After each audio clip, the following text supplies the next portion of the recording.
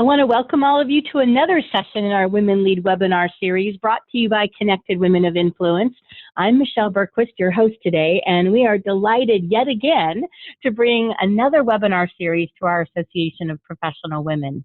As a reminder, just for those of you listening for the first time, our Women Lead webinars are designed for you as a professional leader in business, whether you are an aspiring women leader or if you are a woman leading people or projects or teams or companies.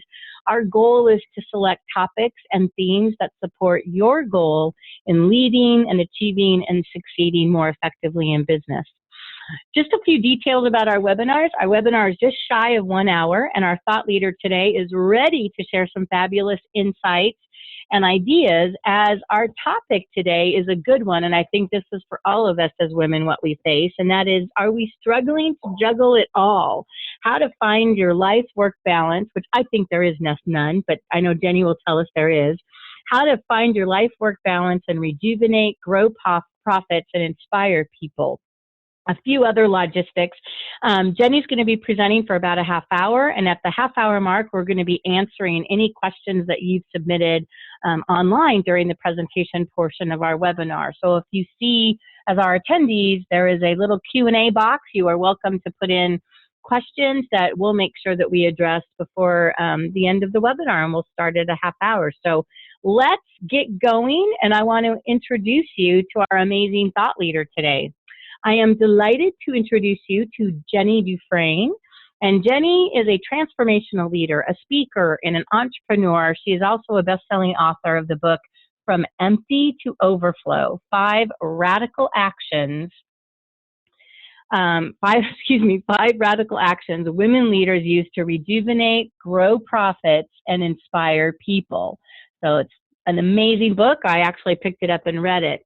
Something to know about Jenny is her leadership foundation was built during 10 years of service in the United States Marine Corps.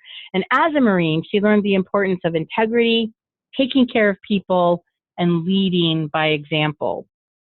Jenny's recognized for founding and leading the only all-male public charter elementary school in Washington, D.C., and the only all-male early childhood program in the nation. Jenny has served in the federal government for for-profit and nonprofit sectors as well. So I want to just everyone say hello and welcome to Jenny Dufresne, who is going to be leading our very first webinar on all this work-life balance, from empty to overflow. So Jenny, say whoa and hello to all of our attendees.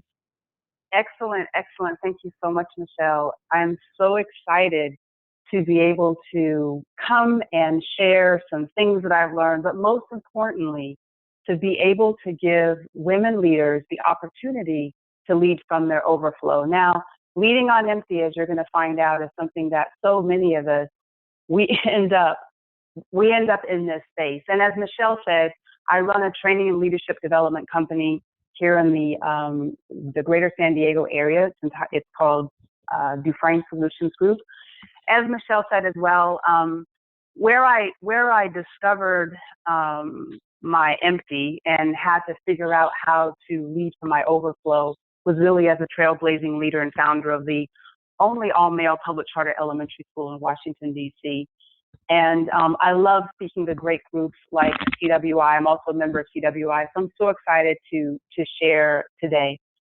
So a couple things that I want to make sure that each of you knows that you're going to be getting out of this this time together today.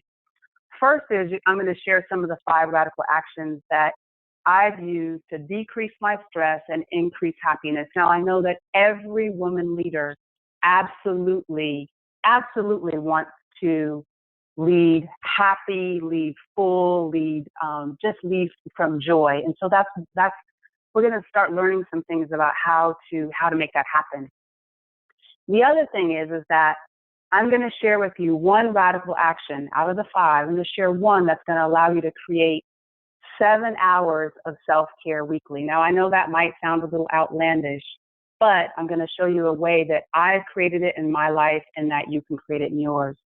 Because honestly, the state of being right now is one that I know every woman leader that I talk to, she looks something like these pictures here. Because the leadership model that we follow leaves most of us completely overwhelmed because it was never really designed for all of the roles that we have as women. So, for example, we have a spouse or a partner that requires energy, time, love, care, and attention. We're mothers, we're business owners, we're careerists, we're building companies, we're leading divisions and departments, we're entrepreneurs. So that takes an extraordinary amount of energy and time. And for some of us, we may be now in a place of being the caregiver to our parents. And so the current state of being that most women leaders that I know of is that we are completely leading on empty. And so, like, nobody wants to lead like that. And so I led like that for a long time, for about 8.5 years. That was the way I led. And it caused me to recently write the book. It was a best-selling Amazon bestseller, From Empty to Overflow, which Michelle talked about earlier. And why did I find it necessary? Well, so I think a lot of women leaders, we've kind of just accepted that leading the way we feel, which is kind of stressed out or exhausted, we're kind of like, hey, this is just the way it is. And so this is a graphic that I created for me to kind of illustrate what our lives as women leaders look like. Often we have our work and our children and our spouse. Those are kind of the areas that we spend a fair amount of time and energy. And then we have community responsibilities, we have friend and family responsibilities, and some of these may be reversed, but way out here on the outside is us. And so what that means is often our work gets our attention first, particularly if we're leading companies or we're entrepreneurs. Our work is getting us first, right? That may look like you wake up in the morning, you roll over, you grab your smartphone and you start checking email, or you might start scheduling meetings for the day. Then our children run in if we have children, or we hear them rustling about, we have to get to them, and then our spouse or partner, he or she may be there somewhere or not. We don't know. But all of this starts, and then at the end of the day is when we promise ourselves that we're going to get to ourselves. And by the time each and every one of by the time your day comes to an end, which is well after the sun goes down, you're exhausted. You're completely depleted. You have absolutely no interest in doing anything else, especially not for yourself. And so this is one of the areas that I'm really interested in helping women to identify and helping us to realize, hey, if I'm all the way on the outer edges of this, it's only going to have some really dramatic impacts in my life. And some of those impacts are ones maybe you've experienced. I know that I have. When we lead depleted, we have tremendous impact on our work, our careers, our businesses, and all the people around us. So what are some of the impacts of leading on empty? Well, physical illness can keep us from being present. That could mean that we're having to navigate high blood pressure, heart issues, exhaustion, roots like sicknesses that just don't ever seem to go away. I used to be a chronic bronchitis sufferer, and that wasn't just for like a week or two. I would have chronic bronchitis for 3, 4, 5, and 6 months because my body was absolutely depleted and it was trying to go make me rest. But of course I was stubborn, like some of us might be, and never took heed. The other thing that happens, another impact is that our teams are completely stressed out. So if you have a team, if you're either a business owner and you have teams that work with you, or if you're a CEO of a company and you have divisions or departments, you may see your team, you may see high absenteeism.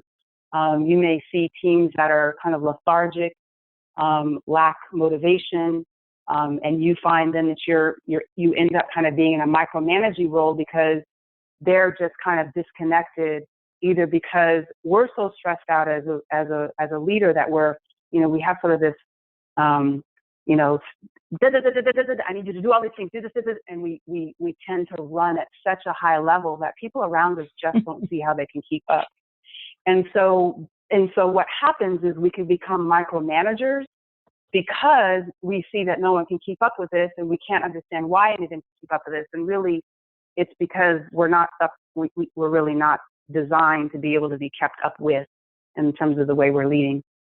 Our team may be stressed out as well because we're just absent. We might have 90 things going on and can never really attend to what they need. And so leading on empty or leading depleted has a tremendous impact on our team. Our emotional health can be compromised.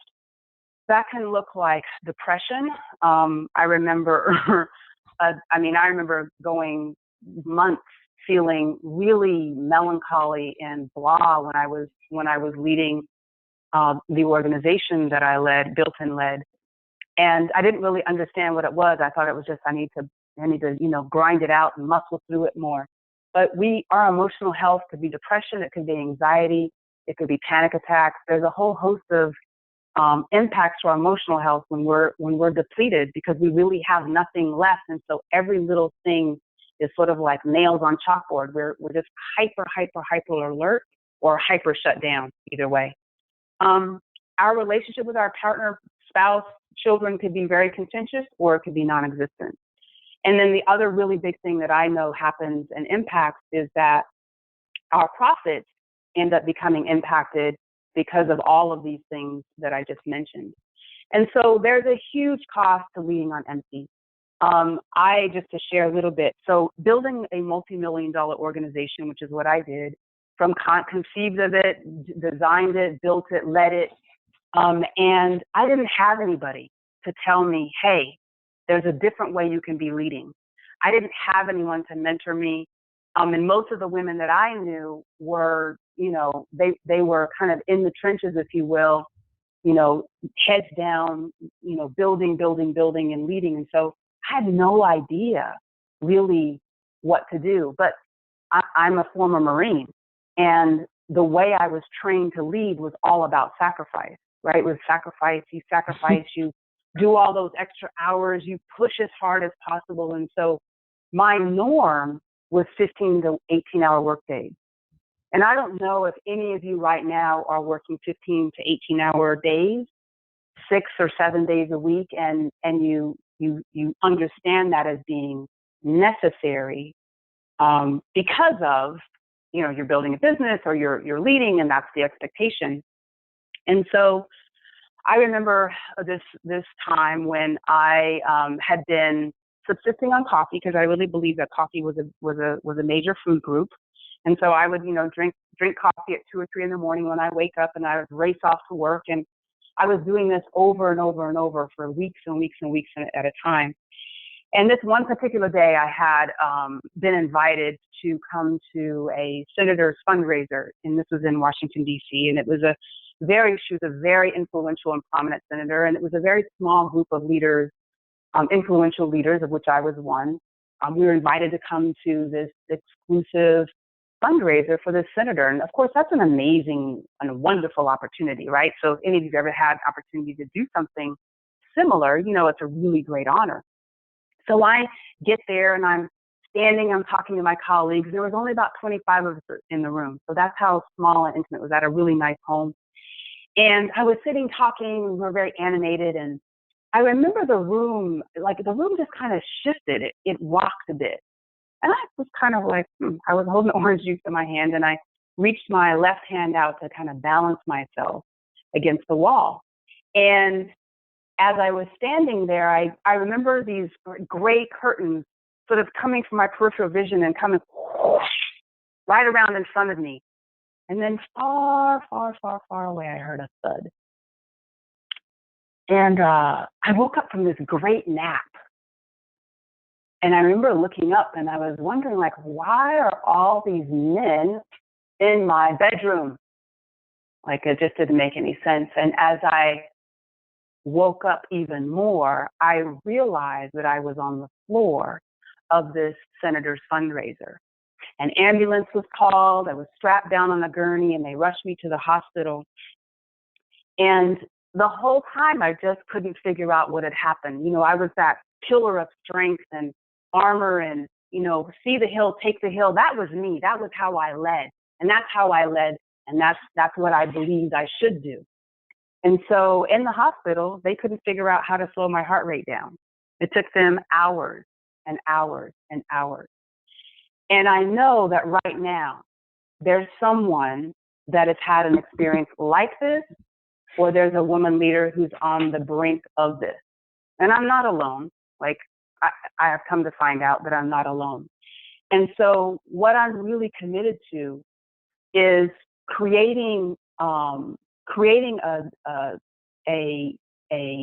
space where women can look like these women look: happy, joyful, overflowing with positive energy and positive joy for everything that they do. So leading from your overflow is really about taking 5 radical actions and absolutely reverse where we start.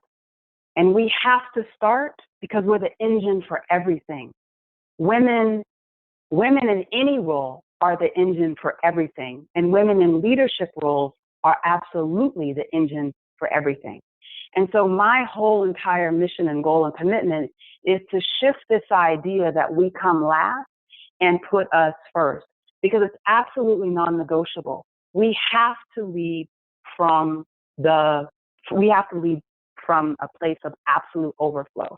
And so the 5 radical actions that we're going to talk about today, and I want you guys to make sure that if you don't have a pen or paper in front of you right now, if you can make sure that you get that, because I have some action items to start writing down, because I really am committed to you being able to be in action and make sure that you disrupt the way that you're leading right now that might actually be keeping you from growing your business, that might actually be keeping you from building a bigger tribe of people that you touch, move, and inspire, which actually may be keeping you from having a beautiful family life and feeling really just at peace. And so the 5 radical actions that I discovered are here on the screen. So resting, and that is you rest or you sleep at least 7 to 8 hours every night. That's a non-negotiable. And I know, oh, I just get 4 hours of sleep. I've heard so many women tell me they just get 4 or 5 hours of sleep.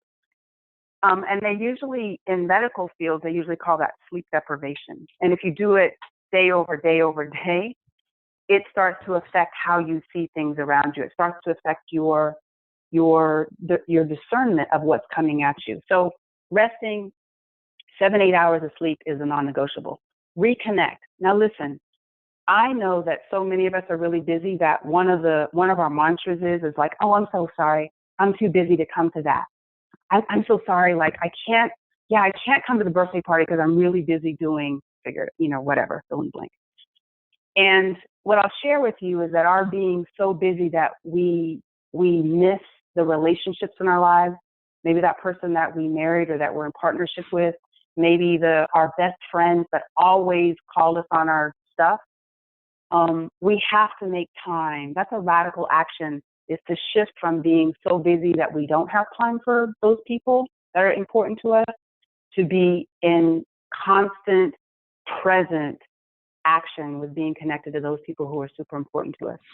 The next is rejuvenate. And so that's actually the one we're going to work on today, is rejuvenating. And that's really nurturing yourself so that you are full and you're overflowing as you then go out and serve the world, serve your teams, serve wherever you are. Refocusing. Now, this is something that I see often that happens, is that we get so distracted with all this stuff that all these random things just keep us sort of running all over like, a tumbleweed in a dust storm, if you will. And so refocusing is really about designing your day every day, that your critical priorities are central to your schedule, to your day. And then finally, releasing. Now, as women, we're always taking on stuff. We take on other people's stuff. We take on stuff that nobody else wants. We take on stuff that people tell us is important. We take on things that actually don't serve us any longer. And so one of the things that's really important is to release, let go of things that rob you of your energy. And that's a really radical shift, because our whole orientation as women, the way we're socialized, is to actually keep everything and do everything and say yes to everything. So in releasing, it's a radical opportunity to say no. So those are the 5 radical actions. And as I said, we're going to just talk about rejuvenate today. And so how do we do this? So remember, I want you to make sure you're taking notes, because you're going to have some action items on your end to create the 7 hours of time to really start to work from your overflow. So here's this highly scientific formula here, which is you plus time plus the 4 Ds, which I'm going to share with you in a second, equals your overflow. So you plus time plus the 4 Ds equals your overflow. And so the 4 Ds are deny, do, delegate, and defer. So deny, do, delegate, defer. And I have 4 questions that are going to help you be in action around getting really clear and creating an hour of new time for the next 7 days of your week. And all this is to help you in your effort to rejuvenate. And in all this that we need to do, which is to lead from your overflow, you first have to make sure that that amazing woman leader engine is nurturing. You're nurturing your mind, you're nurturing your body, and you're nurturing your spirit. And so the 4 Ds are going to create the time for you to rejuvenate. And it's honestly, it's a daily practice. Now, this isn't a kind of one and done, or I took notes on that. I was in Jenny's webinar and I took notes on that. I wrote it down and great, I got that. It's an absolute daily practice, applying the 4 Ds and being absolutely in practice to make sure you're always filling your engine, filling your tank. And that, again, is all about you being a more effective leader and being a person who is happy, being a person who feels that you're thriving in your work and in your life. So as a result of applying the 4 questions that we're going to work on, you're going to be able to create an hour of self-care time for 7 days in every one of your weeks. So this is your action. This is your opportunity to take action. So we have an action step. So here you go. Your first action step is I want you to get your schedule out. If you have your schedule handy, I want you to get it out. And most of you may have all kinds of stuff written on your schedule, or some of you may have 1 or 2 things written on your schedule and then lots of blank space. And you know what happens with that blank space? Any old thing comes along and jumps in and gets filled. So your action steps. The first question I want you to ask as you're looking at your schedule or you're looking at things that are coming at you is, what can you deny? And that's to say no to that might be currently on your schedule. So that could be anything from, oh, somebody just wants me to take on a new project. It could be, you check your email as soon as you get out of bed. That's something to absolutely say no to, because that's just a big time suck. It could be anything. So there's something that you can deny, say no to on your schedule. And so I want you to scrub your schedules and look at where you can say no, or where you can deny adding something to it, or where you can move something off. The second question, powerful question, is what can you do to move activities on your schedule? Now, my whole goal with the radical action of rejuvenate is that you create at least an hour of time in your morning that you're completely dedicated and devoted to you. And so that may mean that what happens right now is you wake up, and if you have a spouse or children, like, they're the first people that get your time and attention. Or if you jump on your email.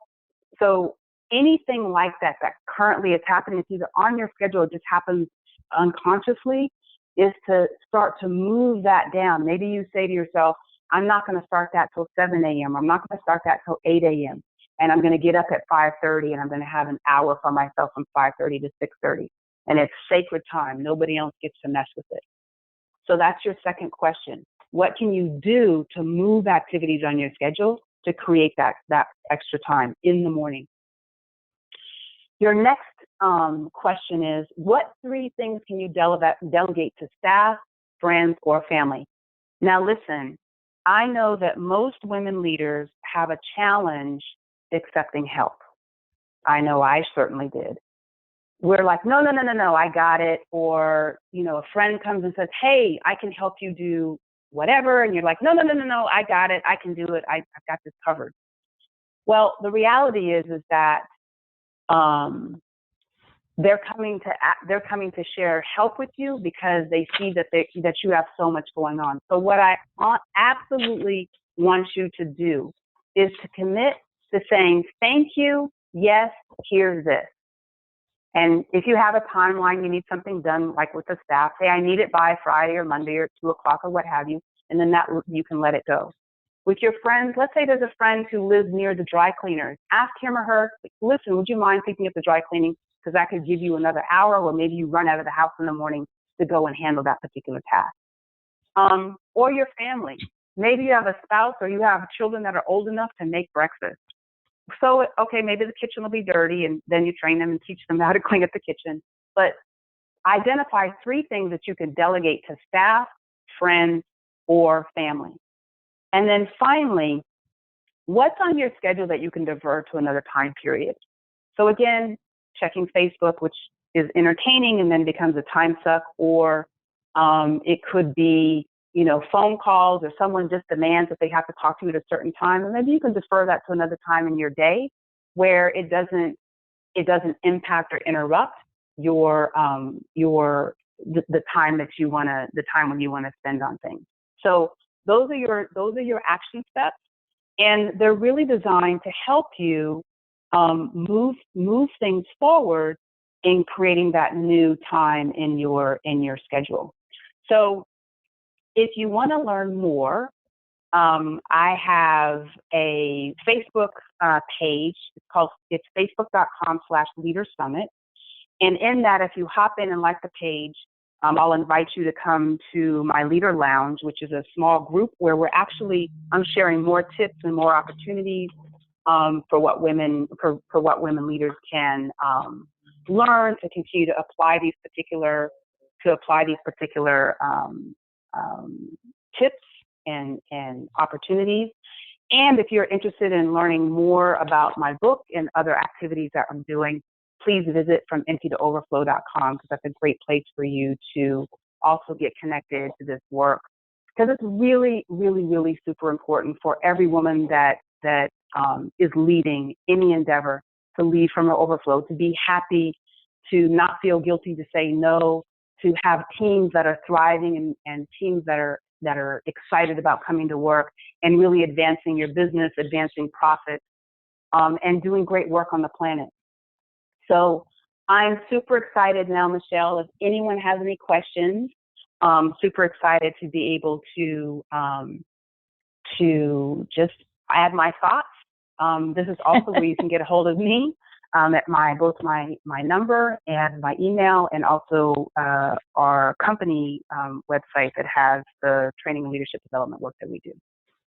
That was awesome, Jenny. I mean, seriously, it's like, I don't think any of us, I love the term self-care. I got to say that, because I think most people, that are talking about leadership, it's always delegate, say no. But I know we've got quite a few questions that are coming in from attendees. And, one of the first ones, or at least from my standpoint, I love the phrase self-care. And one of the questions from one of our attendees, which I love this question, is, I have a hard time saying no. What are more tips to help me with this? Yep. How do you say no nicely, I guess, is maybe it, or something like that. Right. So one thing I think is to really, and this goes back to really knowing your personal priorities, for your personal life, and then also your professional priorities. And one of the best ways to have an opportunity to reflect and see whether someone else's ask fits, you could just say, oh, listen, that sounds really interesting. Let me check my schedule and get back with you. And that will allow you sometimes to go look at your schedule and go, heck no. And so, that may give you the opportunity, if you're not comfortable saying no to someone directly to their face, you could send an email and say, I've looked at my schedule, and at this point, I really have a lot of competing priorities, and so I'll have to defer, taking on that new task. the other thing I think, again, is it's critical to know what your priorities are and how your time is already absorbed. Because if you look and you know that maybe stuff is dropping by the wayside, things that are really important, maybe spending time with your family is so incredibly important, but because you continue to say yes, it's actually obliterating the opportunities to really invest in your relationships. And so you got to know what your priorities are. What's the most critical things for me? And being first yourself.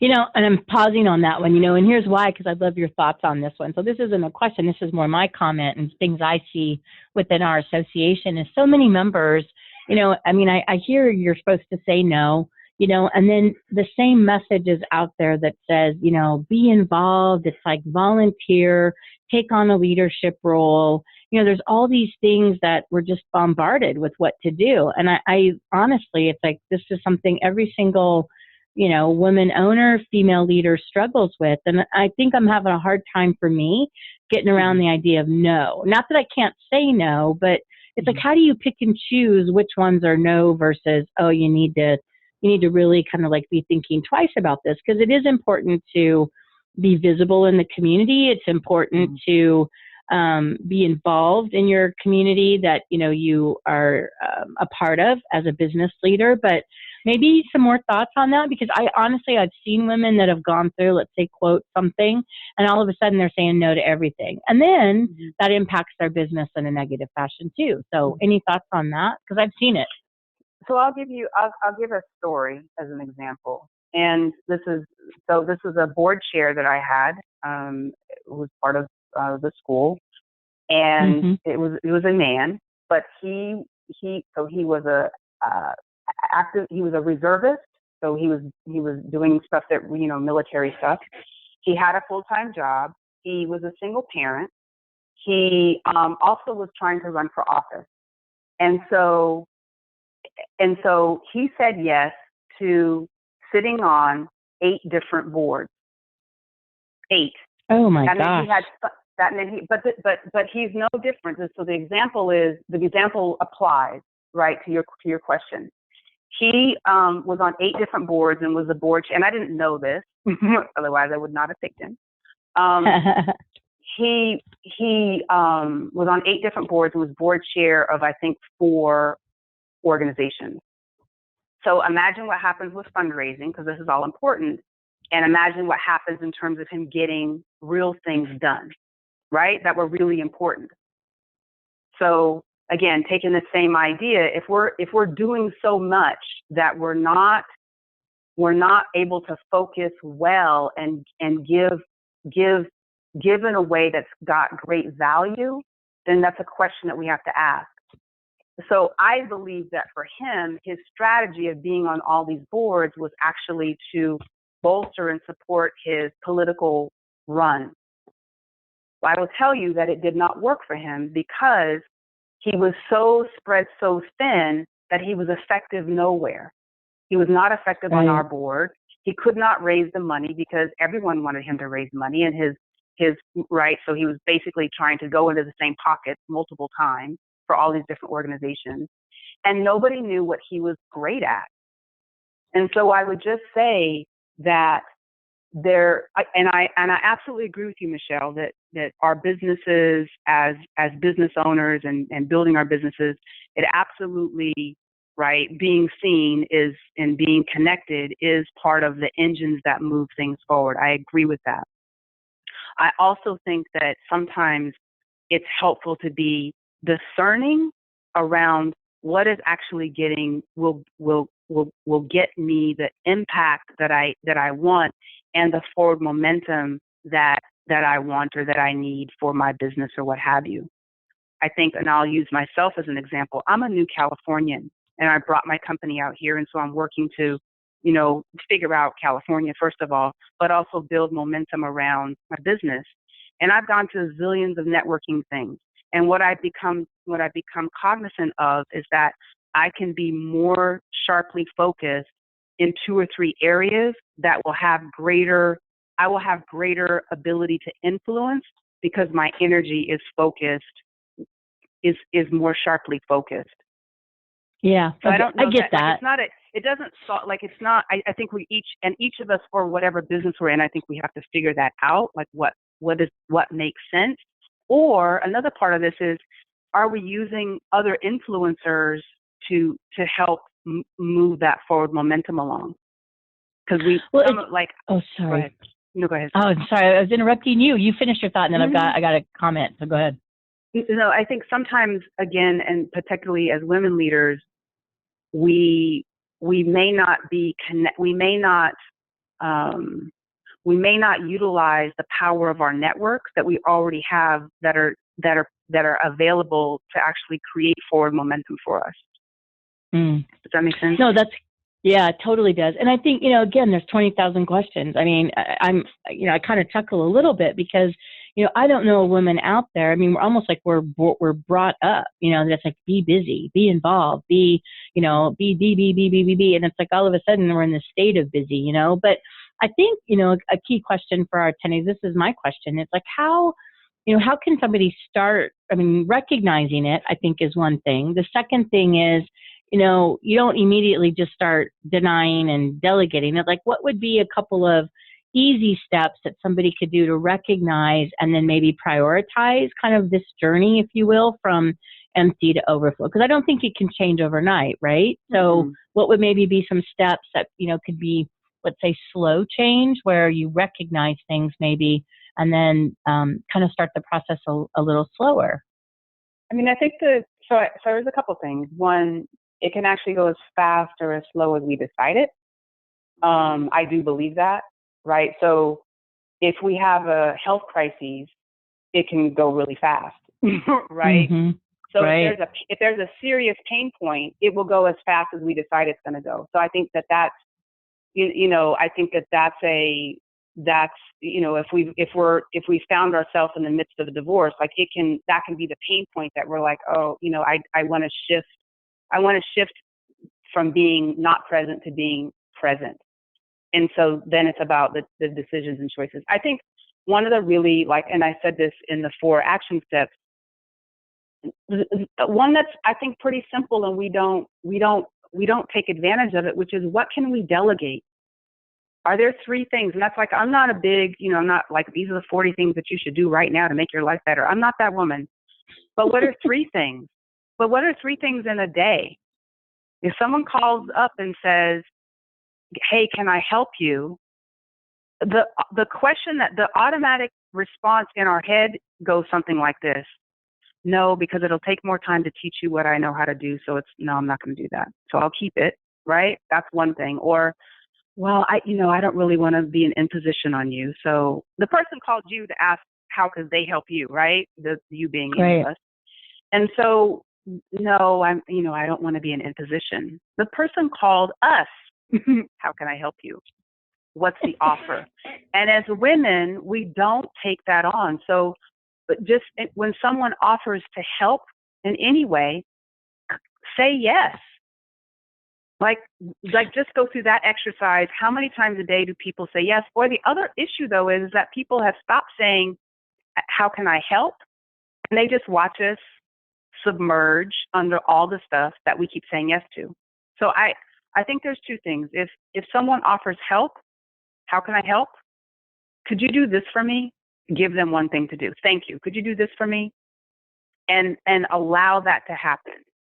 And the other thing is to say, hey, I don't want to pick up dry cleaning today. It's an hour out of my way and I don't feel like doing it.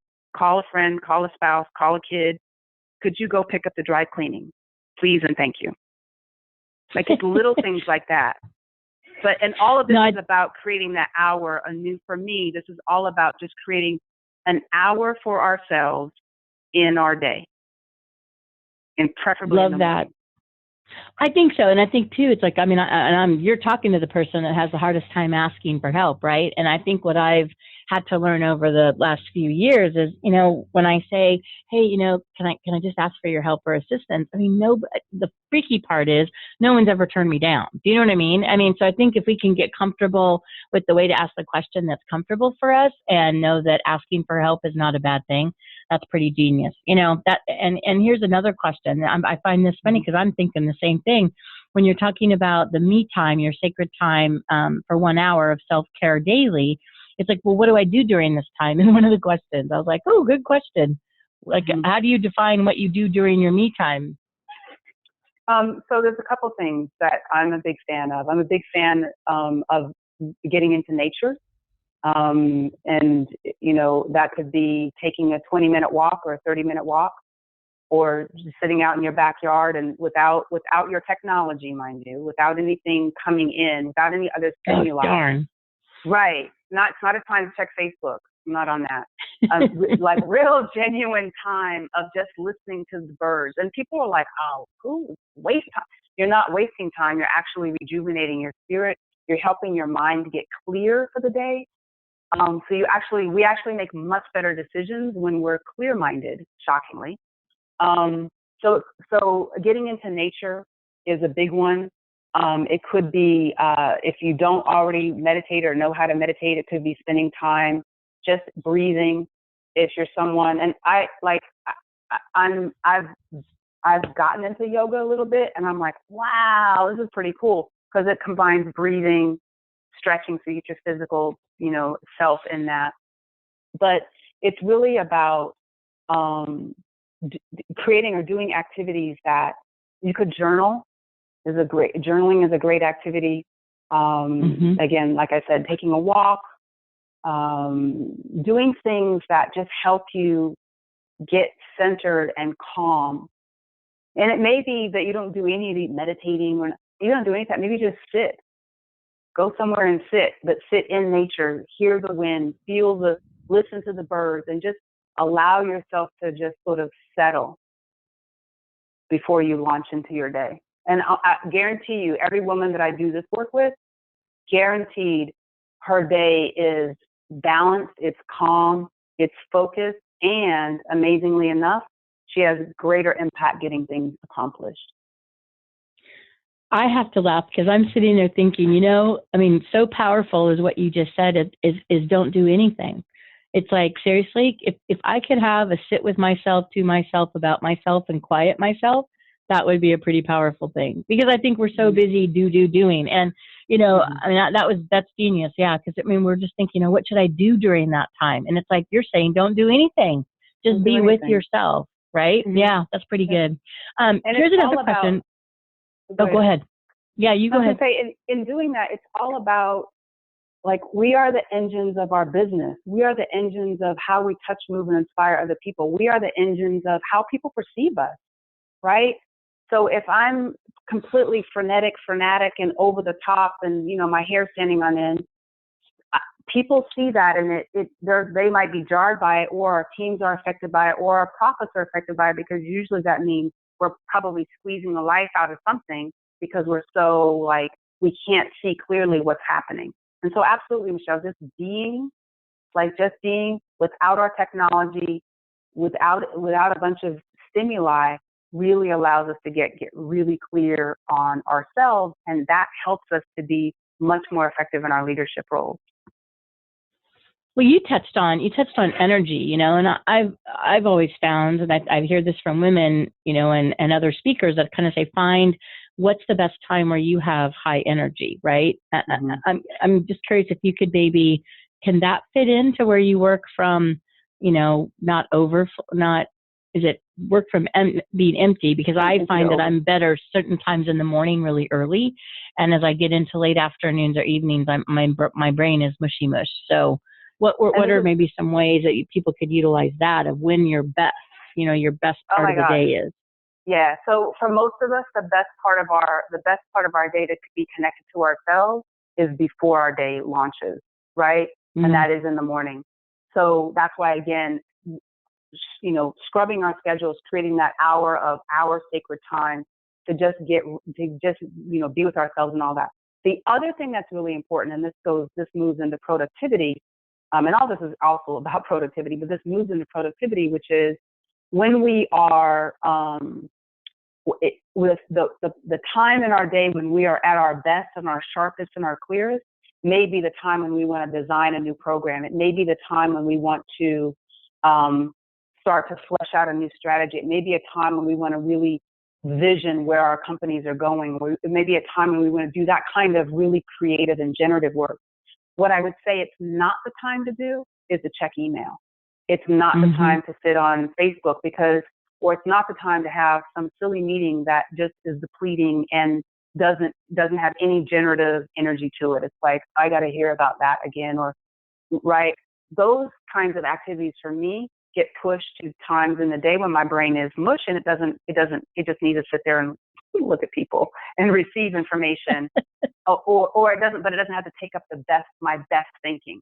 And for most of us, our best thinking can often be in the morning, after we spend our time in our sacred time, getting ourselves rejuvenated and focused.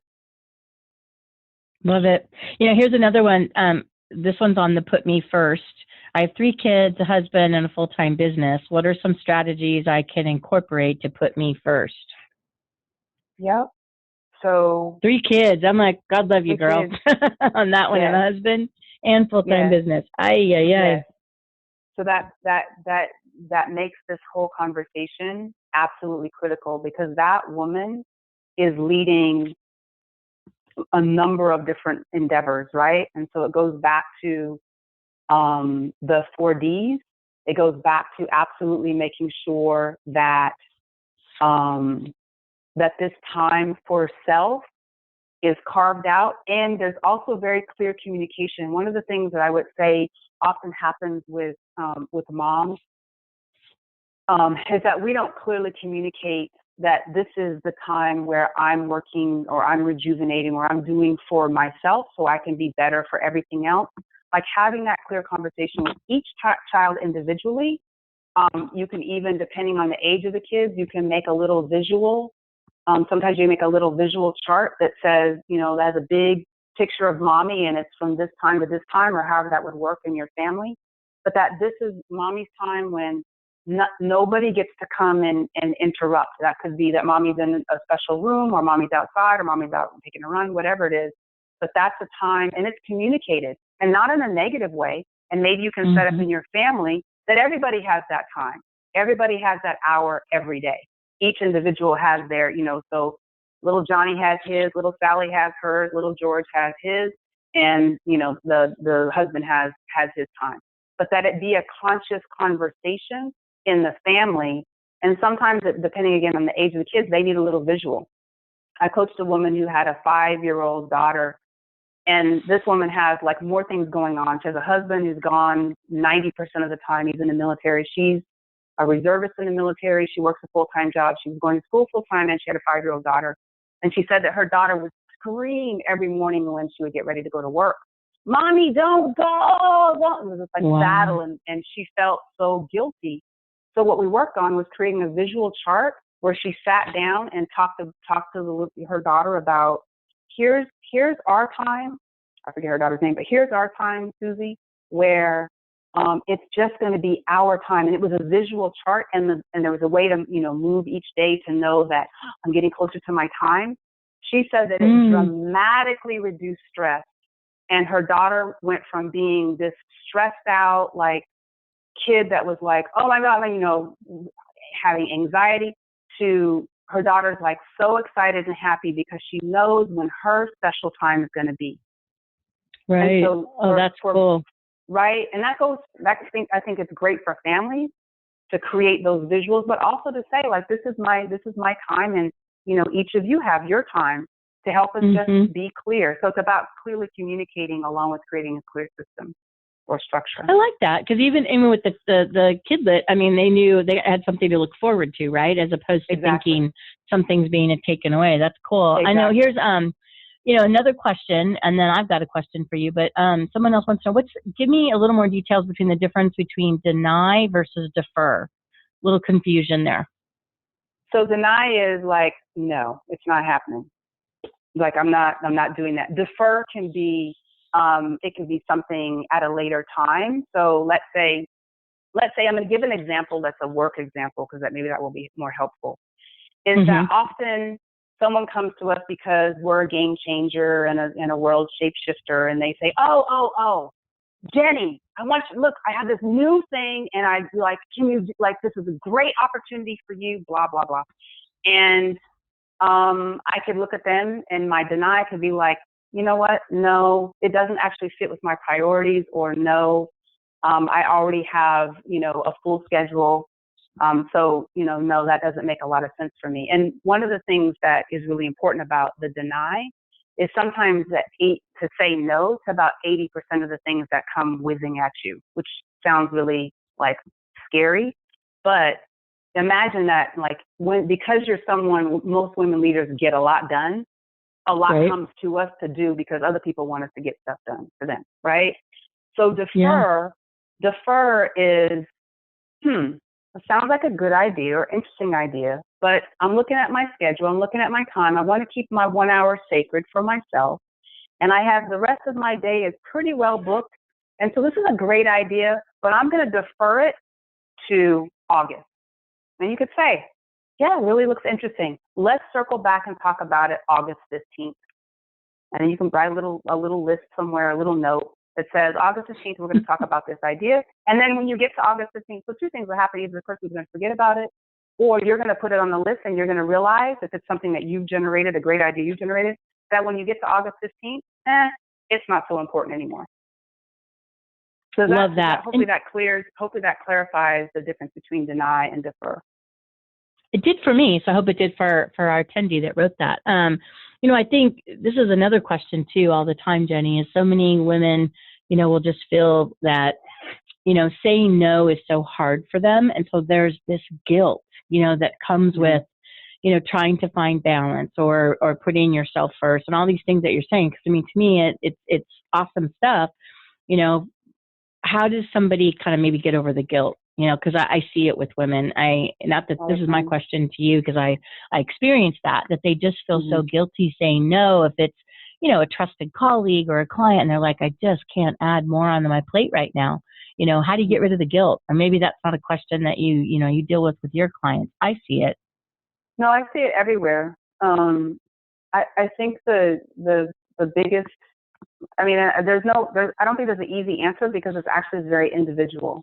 Like, yes, women as a collective, we suffer from this. I'm not sure how it came to pass. I mean, yes, we should ask ourselves the question, why do we feel guilty about taking care of ourselves? Because that's, in all of this, it's about how we take care of ourselves, right? And so it's a really powerful question to ask. Why do I feel guilty? What is it that it brings up? And often it brings up sense or feeling of being unworthy. It brings up a sense of not doing enough. It brings up a sense of, like, I'm not pushing hard enough. And here's where I believe our models of leadership, or the model of leadership that we've all grown up under, has never been about what women have or do. And that is the model of leadership was built for people who had wives, i.e., the model of leadership was built for men who had wives who did all this other stuff. And so for most of us, right, because when women became more and more in the workplace, like we did work, and we also did all those other jobs outside of work, and we still do all those other jobs. And there's been a conversation in our society around, well, why aren't you doing enough? Why don't you look pretty enough? Well, you should look gorgeous. And how can all this stuff, which is just continue this conversation internal of I'm not good enough, or I'm not worthy to say no, to take care of myself. And so part of what I really honestly believe has to happen is that we tackle for ourselves, where did I learn to be guilty? Like, where did that start?